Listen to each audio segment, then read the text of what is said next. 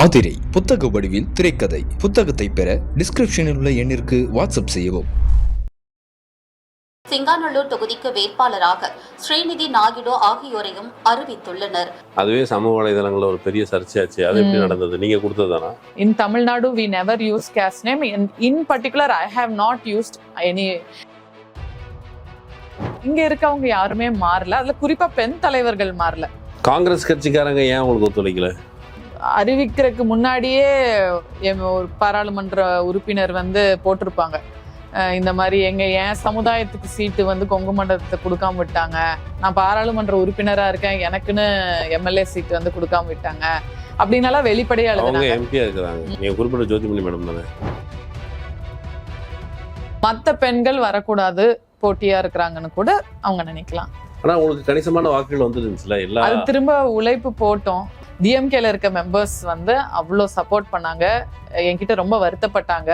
சில வீட்டுக்கெல்லாம் நான் போய் உங்களோட கட்சிக்காரங்களை வர சொல்றேம்மா, அவங்க வரமாட்டேங்கிறாங்க, அவங்க தலைவருக்கு சீட் கொடுக்கலையா, அதனால அவங்களுக்கு வேலை பார்க்கறதுக்கு இன்ட்ரெஸ்ட். நீங்க சொல்ற வெகு சிலர் எனக்கு எங்களை பேர் அறிமுகம் செஞ்சோடனே போர்க்கொடி தூக்குனாங்க.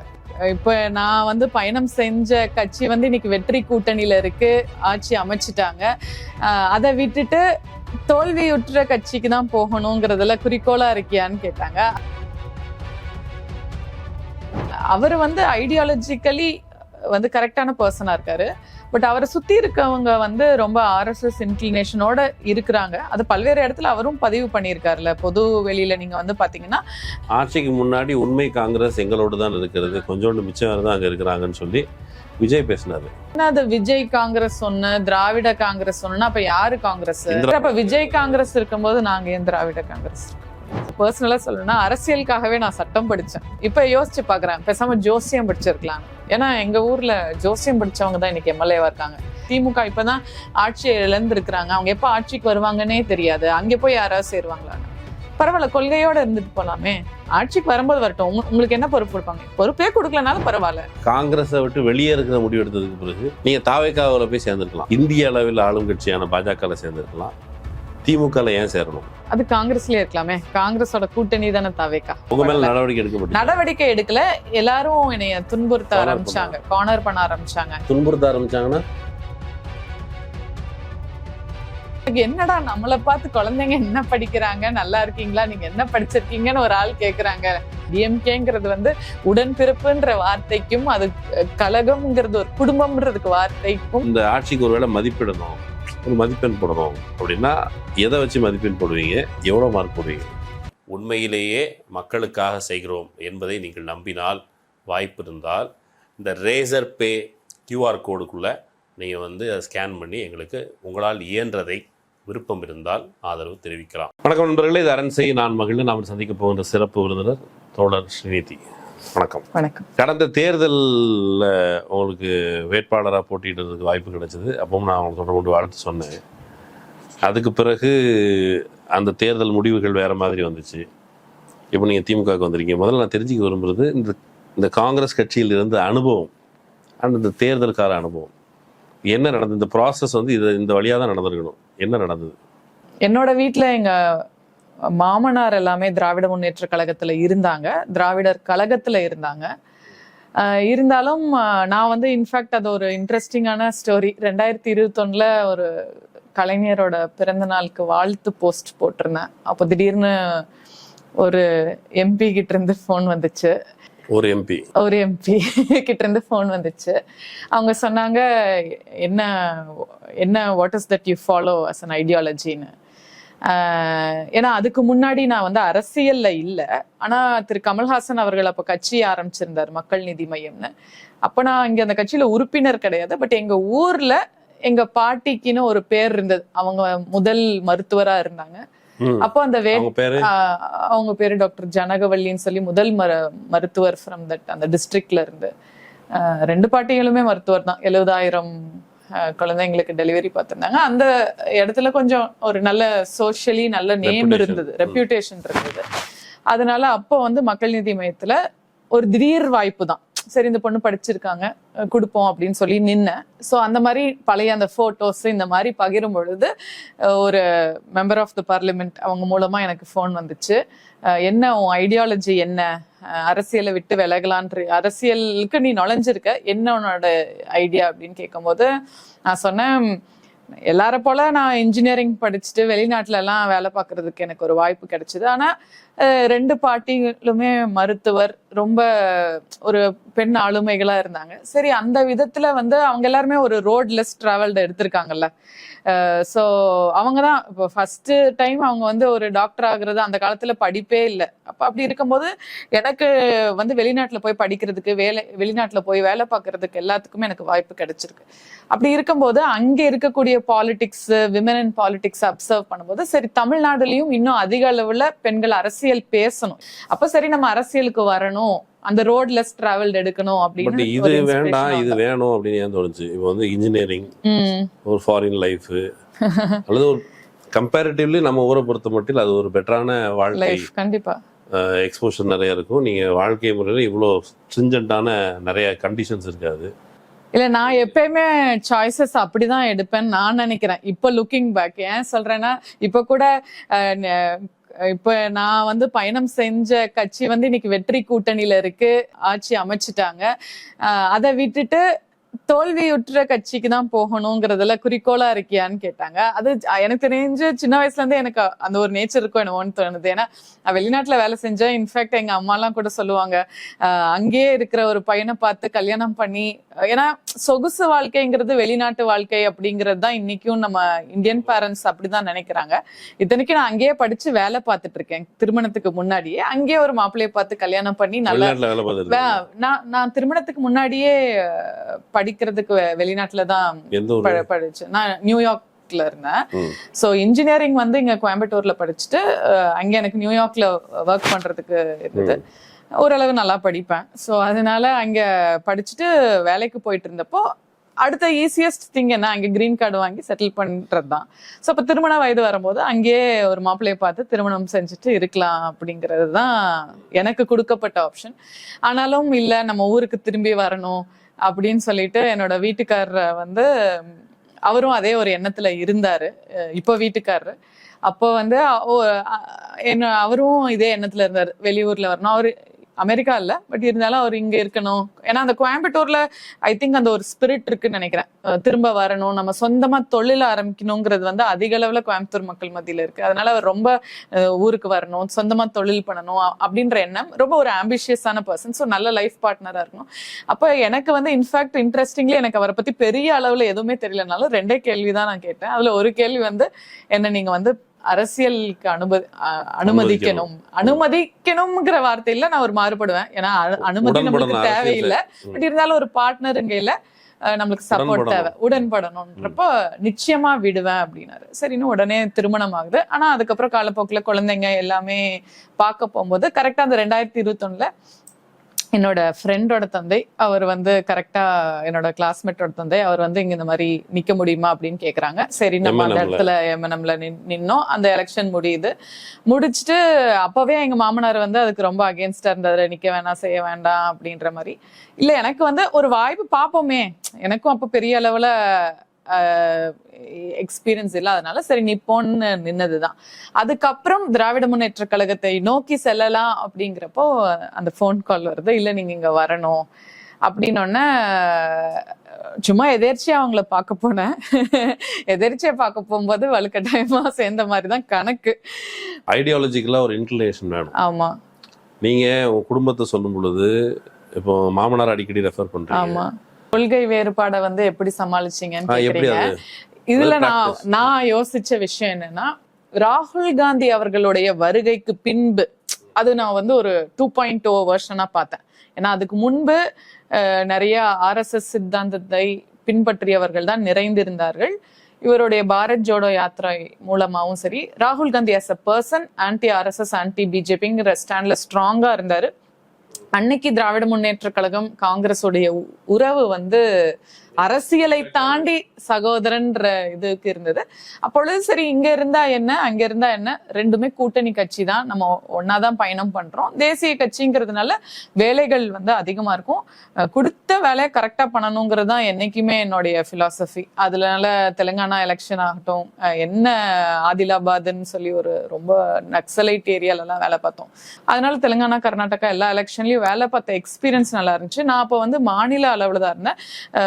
காங்கிரஸ் கட்சியில வந்து நீங்க மாநில பொதுச் செயலாளர் ஆனோம்னா கூட நீங்க வந்து எலெக்ஷன் ஃபேஸ் பண்ணி அந்த டெமோக்ராட்டிக் சிஸ்டம்ல ஓட்டு வாங்கி தான் மேல வரணும். அது நியமன பதவி கிடையாது.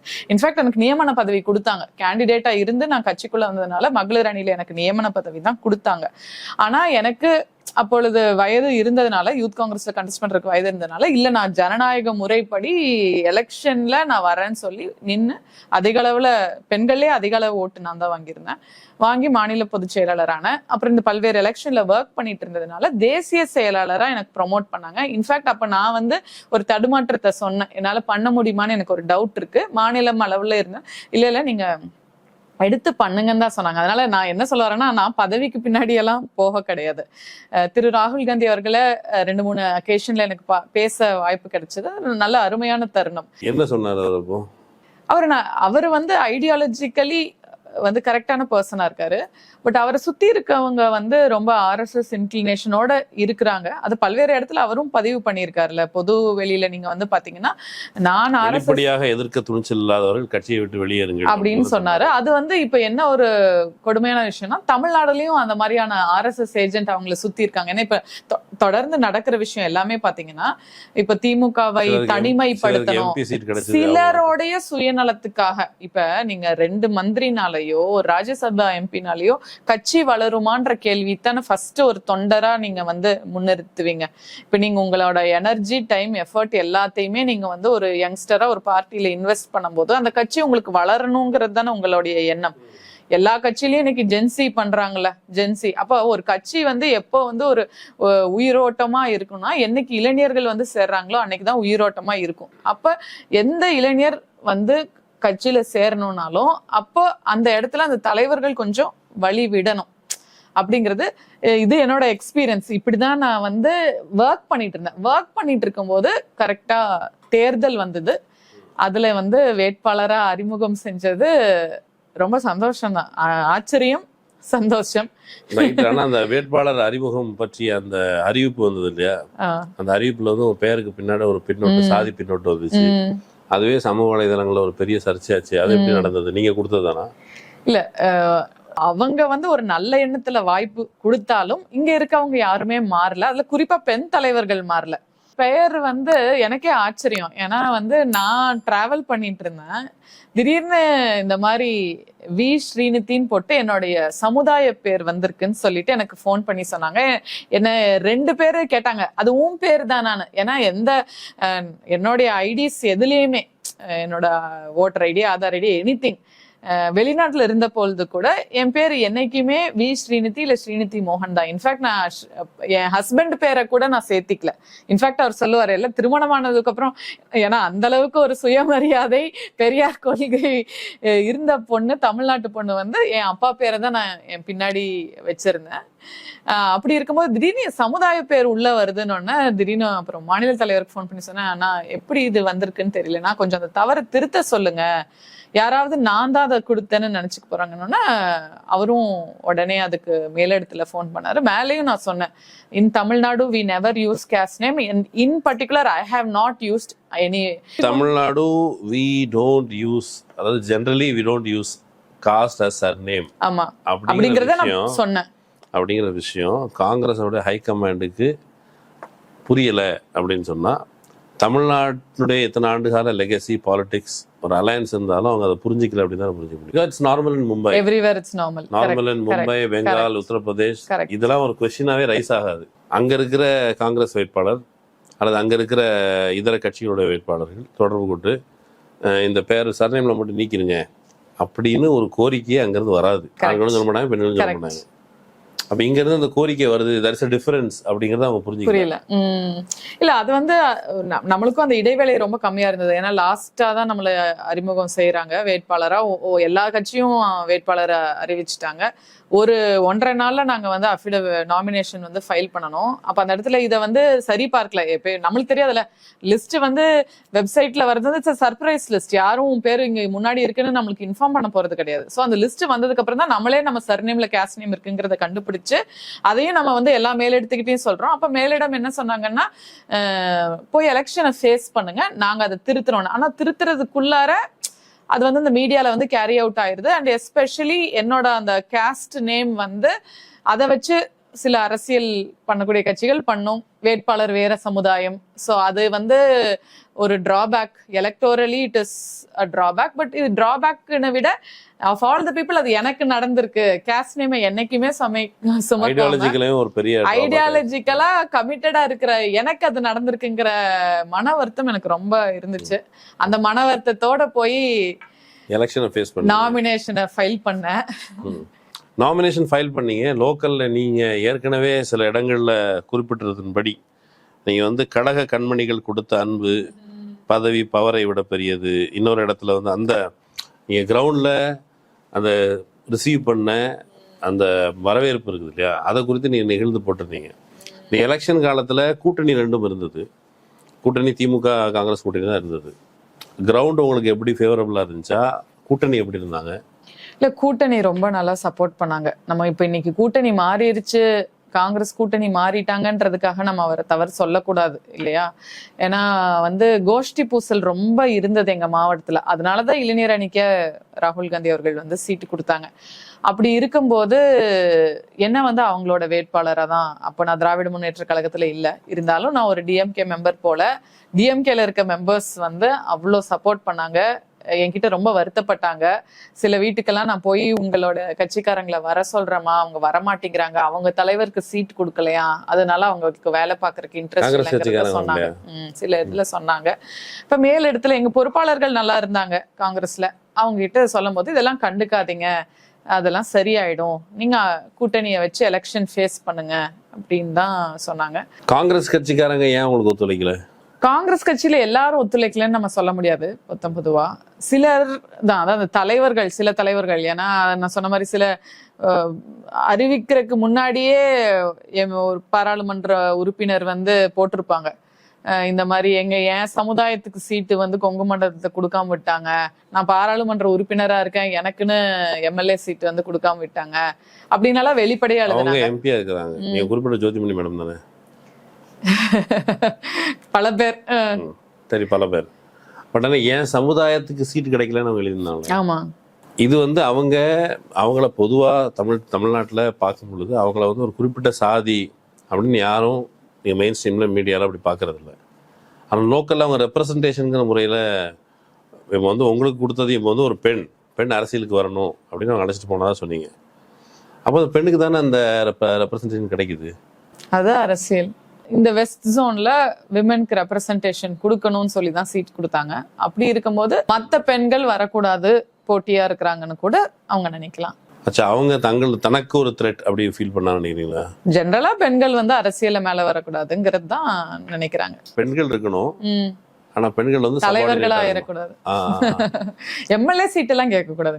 நீங்க எப்படி அப்புறம் எம்எல்ஏக்கு வந்து போட்டியா வந்துட்டீங்கன்னா அப்புறம் அடுத்து நீங்க அவங்க எம்பி தானே. த்ரெட்டா நினைக்கிறது நான் தப்புன்னே சொல்லல. அரசியல்ல எல்லாருமே எல்லாத்தையும் த்ரெட்டா தான் நினைப்பாங்க. ஆனா இப்ப இந்த வேட்பாளர் தேர்வுலயே தப்புன்னு சொல்றாங்களே, நான் வந்து பொதுவா எல்லாருக்கும் சேர்த்துதான் பேசுறேன். ஏன்னா காங்கிரஸ்ல வந்து எப்படி சீட்டு வந்து வருதுங்கிறது மத்தவங்களுக்கு வேணா தெரியாம இருக்கலாம், மத்த கட்சிக்காரங்களுக்கு கூட தெரியாம இருக்கலாம், ஆனா காங்கிரஸ்ல இருக்கிறவங்களுக்கு தெரியும். ஏன்னா இது வந்து மாநில தலைவர் ஒருவரோ இல்ல பொறுப்பாளர் ஒருவரோ சிஎல்பி ஒருவரோ முடிவு கிடையாது. பல கமிட்டிகள் இருக்கு. இன்ஃபேக்ட் ஒரு எம்பி கமிட்டி இருக்குது, அதுல எல்லா எம்பியும் உட்காந்து இப்ப இந்த 28 தொகுதி வந்திருக்கு, இந்த 28 தொகுதிக்கு இந்த பேரெல்லாம் இருக்கு, இந்த பேரெல்லாம் நாங்க சர்வே எடுத்திருக்கோம், சர்வேல இவங்க பேரெல்லாம் டாப்ல வந்திருக்கு, இந்த பேரை நம்ம வந்து சூஸ் பண்ணலாமான்னு சொல்லி எம்பிஸ் எல்லாத்துக்கிட்டையும் ஒப்புதல் கேட்பாங்க. அது போக இன்சார்ஜ் கமிட்டி இருக்கு. இவ்வளோ ஸ்க்ரூட்டினி ப்ராசஸ் எல்லாம். இன்ஃபேக்ட் மாநில கட்சியில கூட நீங்க கொஞ்சம் சீட்டு வாங்குறது வந்து நான் சுலபம்னு சொல்ல முடியாது, அட்லீஸ்ட் அந்த டெசிஷன் மேக்கர்ஸ் வந்து கம்மி தான். இங்க டெசிஷன் மேக்கிங் கமிட்டிஸ் எக்கச்சக்கம். ஸோ எல்லா ஸ்க்ரூட்டனி ப்ராசஸும் முடிஞ்சுதான் யூத் விங்ல எங்களுக்கு சீட்டு ஒதுங்கி வருது. அந்த யூத் விங்ல நான் தேசிய செயலாளராக இருக்கிறதுனால எனக்கு இந்த சீட்டு வந்துருச்சு. ஆனா அந்த சீட்டு வந்ததுக்கு அப்புறமும் போய் பொதுவெளியில மாநில தலைவர் வந்து லஞ்சம் வாங்கிட்டு ஊழல் செஞ்சுட்டாரு. சத்தியமா ஒரு அவ்வளவு இருந்தா நான் எதுக்கு இங்க இருக்கேன்? வெளிநாட்டிலேயே வேலை செஞ்சுட்டு இருந்திருந்தாங்க கூட சம்பாரிச்சிருக்கலாம். முழு நேரம் அரசியல்ல ஈடுபடுறோம். அப்படி இருக்கும்போது போய் அப்படிங்கிறது ரெப்ரசன்டேஷன் இல்ல, அது கூட வந்து சாதியும் சேர்ந்து பண்றாங்க. அப்புறம் பணம், அந்த ரெப்ரசன்டேஷன் வந்து ஒரு பிரைவ் வழியாக தான் நடந்தது, அப்படிதான் சொல்றேன், லஞ்சத்தின் வழியாக நடந்திருக்கிறது அப்படிங்கிறது வந்து ஒரு நேரடி அக்யூசியேஷன். உங்களுக்கு மாரலா அந்த சமயத்துல எப்படியான ஒரு பரப்பு இல்ல ரொம்ப அது டவுன் ஆகும்ல. யாரா இருந்தாலும் அந்த எலெக்ஷன் ஃபேஸ் பண்ற எல்லாருக்குமே என்ன டவுன் ஆகும்? ஃபர்ஸ்ட் சாதி யூஸ் பண்ணி சாதி பேரை பின்னாடி கொடுத்து நம்மள அட்டாக் பண்றாங்க. அடுத்து எல்லாத்துக்கும் என்ன சொல்றாங்க? பணம் வாங்கிட்டு தான் சீட்டு கொடுத்துருக்கதா சொல்றாங்க. அதெல்லாம் பார்க்க போகும்போது ஒரு மாரலி நம்ம டவுன் ஆகும்ல. வீட்டுல இருக்கவங்களும் டவுன் ஆயிடும். நான் ஒரு 3 புள்ளிகளை டச் பண்ணி சொல்றேன். இந்த ஆர்டர்ல பார்த்தா ஃபர்ஸ்ட் ஒன்று லஞ்சம் கொடுத்துட்டாங்க, அப்புறம் வந்து ஒரு குறிப்பிட்ட சாதியை சேர்ந்தவர்களுக்கு பிரதிநிதித்துவம் இல்லை, அப்புறம் லிஸ்ட்ல வந்து சாதி பேர் வருது. இதை வந்து ஒரு ஆர்டர் படுத்தி பார்த்தா எதுவுமே ஒரு புள்ளிகள் வந்து இணைக்கவே முடியாதா? இணைக்கலாம். ஆனா இப்ப இணைச்சு என்ன பண்றது? குறிப்பிட்ட சமுதாயத்துக்கு ரெப்ரசன்ட் கிடைக்கலங்கிற போது இன்னார இந்த சாதி அப்படின்னு அடையாளப்படுத்திட்டா அது ஒரு வகையில் அது ஒரு கண்டிப்பா அதுதான் அரசியல். இதுல வந்து இப்ப சீட்டு கிடைச்சதுக்கு சந்தோஷப்படுறதா இல்ல வேணும்னே நம்மள சிக்க வச்சுட்டாங்களேன்னு யோசிக்கிறதான்னு எனக்கு அந்த இடத்துல தெரியல. ஏன்னா வெளியிருந்து பார்க்கும்போது இவங்களுக்கு சீட்டு கொடுத்துருக்காங்க, ஆனாலும் அதை நிராகரிச்சுட்டு அவங்க இன்னொரு கட்சிக்கு போயிருக்காங்கன்னு தான் பெரும் அளவுல பேசுவாங்க. இந்த சாதிங்கிற பட்டத்தை அந்த அவர்கள் பயன்படுத்தியது கிரவுண்ட்ல நீங்க பரப்புரைக்கு போகும் பொழுது உங்களுக்கு அது எதுவும் ஹேர்டலா இருந்துச்சா? வெளியே சொல்லலைனாலும் கன்சாலிடேஷன் அப்போ மாறும். ஆனா உங்களுக்கு கணிசமான வாக்குகள் வந்துருந்துச்சுல. அது திரும்ப உழைப்பு போட்டோம். எல்லா அலையன்ஸ் பார்ட்னர் நல்லா வேலை பார்த்தாங்க. உண்மை காங்கிரஸ் தொண்டர்கள் வேலை பார்த்தாங்க, இந்த தலைவர்களை தவிர்த்துட்டு. அப்புறம் வந்து கொஞ்சம் அந்த ஏரியால ரொம்ப, அது என்னோட சொந்த தொகுதி தான், அதனால பழக்க வழக்கங்கள் நிறைய அந்த ஏரியால இருந்ததுனால, ஃபேமிலியா இருந்ததுனால ரொம்ப. அப்புறம் லேடிஸ் வரணும்னு நினைச்சாங்க. நான் மட்டும் தான் இங்க பெண் வேட்பாளர். சிங்காநல்லூர் தொகுதி மறுவரையில இருந்தே நான் தான் முதல் பெண் வேட்பாளர். ஜெயிச்சிருந்தா முதல் பெண் சட்டமன்ற உறுப்பினர் ஆயிருக்கலாம். சரி, மேபி ஃபார் another time வாய்ப்பு கிடைக்கலாம். இப்ப இந்த ப்ராசஸ்ல பிற சாதி மக்கள் இப்ப வந்து ஒரு பக்கம் ஒரு பயாஸ் நடக்குது, ஒரு பாலிடிக்ஸ் நடக்குது, இது ரைட்டு. பிற சாதி மக்களும் வாக்களிச்சிருப்பாங்க அவங்களுக்கு. கண்டிப்பா. அப்போ வந்து காஸ்ட் மட்டுமே பேரியரா இல்ல, உள்கட்சி பூசல் ஒண்ணு மெயினா இருந்தது. அந்த கோஆபரேஷன் இல்ல போக இந்த அலையில தப்பிக்க முடியல அப்படின்னு தான் சொல்லணும். நான் வந்து தோத்ததுக்கு இன்னைக்கு வரைக்கும் நான் வருத்தப்படவே இல்லை. ஏன்னா அரசியல்ல வெற்றி தோல்வி சகஜம். எனக்கு இன்னும் வயது இருக்கிறது. இந்த டைம் அப்படியெல்லாம் நான் மெனக்கட்டு சீட்டு கூட வாங்கல. இளைஞர் அணியில கிடைச்சதுனால நின்ன தலைவர் ராகுல் காந்தி அவர்களுடைய பேச்சுக்கு நான் வந்து நன்மதிப்பு இருக்கு எனக்கு. அதனால அதுல எல்லாம் எனக்கு ஒன்றும் இல்லை. பட் இதையெல்லாம் மாற்றிக்கொள்ள வேண்டும் அப்படின்ற ஆதங்கம் இருக்கு. ஏன் கடைசி நேரத்துல இது எலெக்ஷன் முடிவுகள் வந்ததுக்கு பிறகு ஒரு புது கூட்டணி அமையுது. அந்த கூட்டணி நேரத்துல நீங்க ஒரு ட்வீட் போட்டிருந்தீங்க, இன்னொரு பக்கம் ஒரு சலசலப்பு வந்தது. அதுக்கு பிறகு ஒருத்தங்க காங்கிரஸ் கட்சிக்காரங்க ஒருத்தங்க வந்து அவங்க ரொம்ப ஹார்ஷா மேடம் பற்றிலாம் பேசுறதுக்கு இவங்களுக்குலாம் யார் தகுதி இருக்குது, இவங்களுக்கு யார் தகுதி கொடுத்தது, யார் உரிமை கொடுத்தது, ரொம்ப ஹார்ஷாக பேசினாங்க. உங்களுக்கே அதில் மாற்று கருத்து இருந்துச்சு. ஒரு ஆட்சி மாற்றம் வருது, காங்கிரஸ் கட்சி ஒரு கூட்டணிக்கு போகுது. இந்த நீங்க சொல்ற வெகு சிலர் வந்து எனக்கு வந்து எங்களை வந்து பேர் அறிமுகம் செஞ்சோடனே வந்து போர்க்கொடி தூக்குனாங்க. இப்ப மத்த எல்லா கட்சியிலயும் இருக்கும்ல. இப்ப நீங்க ஒரு வேட்பாளர் அறிமுகம் செய்யும் போது எல்லா கட்சியிலயும் நம்ம எதிர்பார்க்காதவங்க வந்துட்டாங்க, நம்ம எதிர்பார்த்துட்டு இருந்திருப்போம், அப்படி அது வரும். ஆனா பொதுவெளியில வந்து ஒரு போர்க்கொடி தூக்கி கோயம்புத்தூர்ல வந்து ப்ரொடெஸ்ட் பண்ற அளவுக்கு அப்ப கட்சி மேல அவங்க அவ்வளவுதான் ஒரு மதிப்பு வச்சிருக்காங்கன்றதுதான். இப்ப அந்த ட்வீட் சமாச்சாரம் என்னன்னா, கொத்து கொத்தா காங்கிரஸ்ல இருந்து போய் தாவேக்கால சேர்ந்துட்டு இருந்தாங்க. அதிக அளவுல வந்து எனக்கு தெரிஞ்ச வரைக்கும் காங்கிரஸ்ல இருந்து திமுக கூட்டணிக்கு யாரும் போகல. அவங்களே அந்த மேடமே வந்து பாத்தீங்கன்னா கரூர்ல கூட ஒரு எந்த போஸ்டிங்லயும் இல்ல ஒரு லேடி. அவங்க போய் கரூர்ல திமுகல சேரும் போது இப்படி எல்லாம் சேரக்கூடாது அப்படின்னு சொல்லிட்டு மகளிர் அணியில இருந்து கூட பயங்கர கண்டனம் வந்து தெரிவிச்சாங்க. எப்படி வந்து கரூர் திமுக வந்து ஒரு காங்கிரஸ் பெண்மணியை சேர்க்க முடியும் அப்படின்னு சொல்லி இது பண்ணாங்க. ஆனா இங்க கொத்து கொத்தா பொறுப்புல இருக்கவங்களே போய் தாவேக்கால சேர்ந்துட்டு இருந்தாங்க. ஆட்சி மாறினதுக்கு அப்புறம். ஆட்சிக்கு முன்னாடி உண்மை காங்கிரஸ் எங்களோடு தான் இருக்கிறது, கொஞ்சோண்டு மிச்சம் தான் அங்க இருக்கிறாங்கன்னு சொல்லி விஜய் பேசினாரு. மிச்சம் இருக்கிறவங்க தான் போனாங்க. இல்ல அப்ப அது என்ன, அது விஜய் காங்கிரஸ் ஒண்ணு, திராவிட காங்கிரஸ் ஒண்ணுன்னா அப்ப யாரு காங்கிரஸ்? இந்திரா காங்கிரஸ் இருக்கலாம், ஸ்தாபன காங்கிரஸ் இருக்கலாம், விஜய் காங்கிரஸ். இல்ல எனக்கு அப்படிதான் தோணுது. நான் சில காலகட்டத்துல இப்படி எல்லாம் இவங்க என்னை ஒதுக்கி அரசியல் பண்ணும்போது நான் யோசிச்சது இந்திரா காந்தி அவர்களுக்கே இந்த பிரச்சனை தான், ஏன் ராகுல் காந்தி அவர்களுக்கே இதுதானே பிரச்சனை? ராகுல் காந்தி அவர்களையுமே ஒரு மாநாடு போட்டு எல்லாரும் ஒதுக்கி தானே வச்சாங்க. அப்போ ஏன்னா இது ஒரு ஜனநாயக கட்சி, எல்லாருக்குமான கருத்துக்கள் இருக்கதான் செய்யும். அந்த மாதிரி இந்த மாதிரி பல்வேறு விஷயங்கள் தொடர்ந்து நடந்துட்டே இருந்தது. நான் என்னுடைய எண்ணத்தை நான் பதிவு பண்ணேன். நிறைய கார்த்தி சிதம்பரம் சார் ஆகட்டும், எல்லாருமே சொன்னாங்க குதிரை பேரம் தப்பு.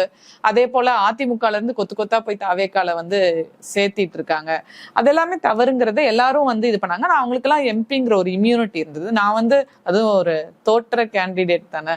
ஸோ அப்ப நான் வெளிப்படுத்தும் போது நீங்க வெளிப்படுத்தக்கூடாது இந்த மாதிரி எண்ணங்களை எல்லாம் அவங்களுக்கு அகெயின்ஸ்டா. இளைஞர்கள் நிறைய பேர் விஜய் கட்சியில போய் சேர்றாங்க அப்படின்னு இல்ல, அதெல்லாம் நம்ம அதுக்கு ஒரு பெரிய ரெஸ்பான்ஸ் வரல. அப்புறம் இப்படி நாங்க ஏதாவது திராவிட முன்னேற்ற கழகத்துல இப்ப நம்ம பயனடைஞ்சவங்க தானே, இடஒதுக்கீடாகட்டும் எல்லாத்துலயும் பயனடைஞ்சவங்க. அந்த இடத்துல நம்ம பேச போகும்போது நீங்களாம் திராவிட காங்கிரஸ்னாங்க. அப்ப விஜய் காங்கிரஸ் இருக்கும்போது நாங்க ஏன் திராவிட காங்கிரஸ் இருக்கக்கூடாது? ஓகே, நீங்க திமுக அப்படின்னு தேர்ந்தெடுத்தது இருக்குல்ல, காங்கிரஸ் திமுக வெளியில இருந்து பார்க்கும்போது இரண்டும் இது ஒரு கட்சி இது ஒரு கட்சின்னு தோணும். ஆனா அப்படிதான் நீங்க தேர்ந்தெடுத்தீங்களா? சரி இந்த கட்சி முடிஞ்சது, இந்த கட்சி வேணாம், சரி நெக்ஸ்ட் ஒரு பார்ட்டி அப்படிங்கிற அளவுக்கு ஈஸியா இருந்ததா? ஏன்னா கொள்கை ரீதியாக காங்கிரஸ் கட்சியிலேருந்து கொஞ்சம் தூரமான கட்சி தான் திமுக. ஒரு ஃபெடரலிசம் பாயிண்ட் ஆஃப் வியூலும் இதர பெர்ஸ்பெக்டிவ்லையும் கூட வேற. இப்போதான் ராகுல் கூட்டாட்சி இடஒதுக்கீடு தொடர்பாக வெல்த் ரீடிஸ்ட்ரிபியூஷன் இதெல்லாம் இப்போதான் ராகுல் காந்தி பேசுறாரு. காங்கிரஸினுடைய இதில் அப்படிலாம் ஒரு வலியுறுத்தி பேசுனது இல்லை, அதர் தென் இந்த 75 எமர்ஜென்சி பீரியட்ல இந்திரா காந்தி தவிர. எப்படி நீங்க அந்த பக்கம் ஷிஃப்ட் ஆனது முடிவு பண்ணி? பர்சனலா சொல்லணும்னா அரசியலுக்காகவே நான் சட்டம் படித்தேன். எல்லாருக்கும் சட்டம் தெரியணும், ஆனா லா காலேஜ் போய் ப்ராப்பரா சட்டம் படிச்சதுக்கு காரணம் இப்ப யோசிச்சு பாக்குறேன், பேசாம ஜோசியம் படிச்சிருக்கலான்னு. ஏன்னா எங்க ஊர்ல ஜோசியம் படிச்சவங்க தான் இன்னைக்கு எம்எல்ஏவா இருக்காங்க. எனக்கு அப்படி கூட சில பேர் அட்வைஸ் பண்ணாங்க, எதுக்கு போய் நீ உங்க ஊர் தான்? ஆமாமா, எங்க பக்கத்து தொகுதி தான். அந்த ரிசல்ட் அன்னைக்கு என்னத்துக்கு போய் நீ தெலுங்கானாவையும் கர்நாடகாவையும் வேலை செஞ்சுட்டு 3 வருஷம் போய் லா காலேஜ்ல லா படிச்சுட்டு அழகா போய் நீ ஜோசியம் படிச்சுட்டு வந்திருந்தீங்கன்னா நீ இன்னைக்கு எம்எல்ஏ ஆயிருக்கலாம். ட்விட்டர்ல இவ்வளோ சமூக நீதி சமத்துவம் எல்லாம் எழுதுற நேரம் 2 ரீல் எடுத்து போட்டிருந்தீங்கன்னா இன்னும் நீ எம்எல்ஏ ஆயிருக்கலாம் அப்படின்னாங்க. அப்ப அது எனக்கு ரொம்ப மனசு வலிச்சது. அப்படியெல்லாம் ஒருத்தன் எம்எல்ஏ ஆகணும்னு அவசியம் எனக்கு கிடையாது. திமுக இப்பதான் ஆட்சியை இழந்திருக்கிறாங்க, அவங்க எப்ப ஆட்சிக்கு வருவாங்கன்னே தெரியாது, அங்கே போய் யாராவது சேருவாங்களான்னு. பரவாயில்ல, கொள்கையோட இருந்துட்டு போலாமே, ஆட்சிக்கு வரும்போது வரட்டும், உங்களுக்கு என்ன பொறுப்பு கொடுப்பாங்க, பொறுப்பே கொடுக்கலனாலும் பரவாயில்ல அப்படின்னு தான் நான் சொன்னேன். பட் திராவிட முன்னேற்ற கழகம் என்னைக்கும் உழைப்பாளிகளை மதிக்கக்கூடிய கட்சி. திமுக விட்ட காங்கிரஸ்ல இல்லாத ஒண்ணு, திமுக நம்ம சேர்ந்தா இந்த வேலையை செய்ய முடியும் அப்படின்னு இப்போ ஆரம்ப காலத்துல அரசியல் ரீதியாக மெல்ல மெல்ல வரும்போது இது ஒரு குரூஷியல் பாயிண்ட் உங்களுடைய பொலிட்டிக்கல் லைஃப்ல. அவங்க சொன்ன மாதிரி நீங்க காங்கிரஸை விட்டு வெளியே இருக்கிற முடிவு எடுத்ததுக்கு பிறகு நீங்க தாவேக்காவில் போய் சேர்ந்திருக்கலாம், இந்திய அளவில் ஆளும் கட்சியான பாஜகவில் சேர்ந்திருக்கலாம். திமுகல ஏன் சேரணும்? அது காங்கிரஸ்லயே இருக்கலாமே, காங்கிரஸோட கூட்டணி தானே தாவேக்கா. அதனால தாவேக்கால ஒரு உறுப்பினரா ஒரு என்னெல்லாம் பெனிஃபிட் கிடைக்குமோ அது காங்கிரஸ் நடவடிக்கை எடுக்கல. எல்லாரும் என்னைய துன்புறுத்த ஆரம்பிச்சாங்க, கார்னர் பண்ண ஆரம்பிச்சாங்க. துன்புறுத்த ஆரம்பிச்சாங்கன்னா சோசியல் மீடியால எல்லாம் போடுறது செய்யறது அதெல்லாமே பண்ணாங்க. அவங்களோட மெயின் பேஜஸ்ல போட்டாங்க. அப்ப எனக்கு ரிசைன் பண்ணுங்கிற ஐடியாவும் இல்ல, எனக்கு கட்சி விட்டு வெளியே போகணுங்கிற ஐடியாவும் இல்ல, இன்னொரு கட்சி போய் சேரணும்னு கொஞ்சம் ஒதுங்கி இருக்கலாம். சரி நம்மளுக்கு இந்த கூட்டணி பிடிக்கலன்னா பரவாயில்ல, நம்ம ஒதுங்கி இருக்கலாம் தான் நான் நினைச்சேன். அப்போ இவர்கள் செய்யற இதுல ரிசைன் பண்ணிட்டேன். அப்போ ஒரு ஐடியா எனக்கு கொள்கை ரீதியா என்னைக்குமே நம்ம திராவிட மாடல் அரசோடைய பயனாளி, என்னைக்குனாலும் அந்த பிளட் ஓடுது.